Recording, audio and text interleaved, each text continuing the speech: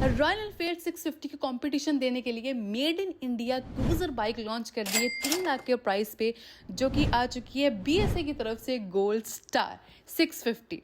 And इसका जो engine वाला पार्ट है वो काफ़ी यूनिक है, बिकॉज इसमें आपको मिलता है 652 सीसी का liquid cooled engine with single cylinder, जो कि प्रोड्यूस करता है 45 bhp एंड सेगमेंट की लीडिंग टॉर्क 55 Nm। अगर इसके कंपटीशन से कंपेयर करें रॉयल एनफील्ड 650, तो उससे जो पावर है स्लाइटर कम है, थोड़ी सी कम है, जो टॉर्क है स्लाइटर ज़्यादा है, थोड़ी सी ज़्यादा है। एंड ये 5 स्पीड गियरवर्क के साथ आपको ऑफर किया जाएगा।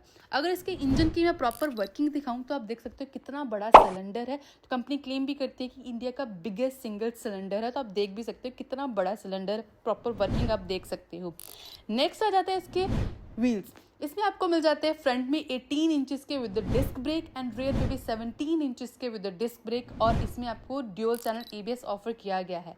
फ्रंट में आपको मिल जाती है telescopic Fock suspension and rear में आपको twin shock observer suspension offer की गई है। एंड इसमें जो एक्सल रिम्स यूज़ किए गए हैं, जो स्पोक व्हील है उसमें एल्यूमिनियम के एक्सल रिम्स यूज़ किए गए हैं and best in class components use किए गए। ब्रेम्बो की ब्रेकिंग, इसमें आपको पायरेली के टायर्स, तो जो क्वालिटी है वो भी आपको टॉप नॉच मिल जाती है।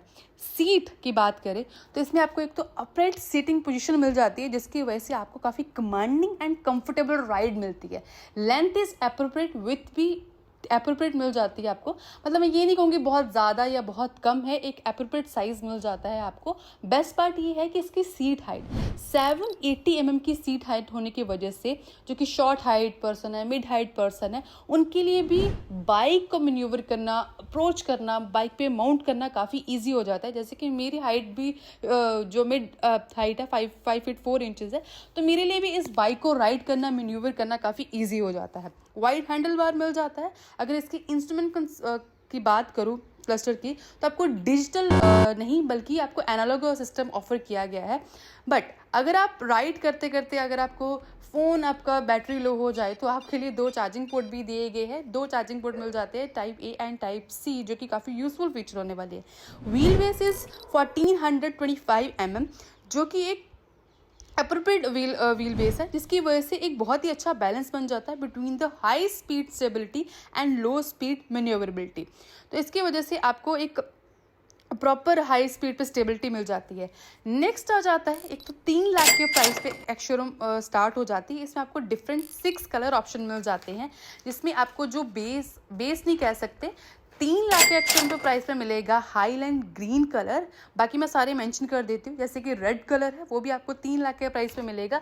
मिडनाइट ब्लैक आपको 3,11,000 के। देन आ जाता है डॉन सिल्वर 3,11,000 के। शेडो ब्लैक भी आपको 3,15,000 के प्राइस पे।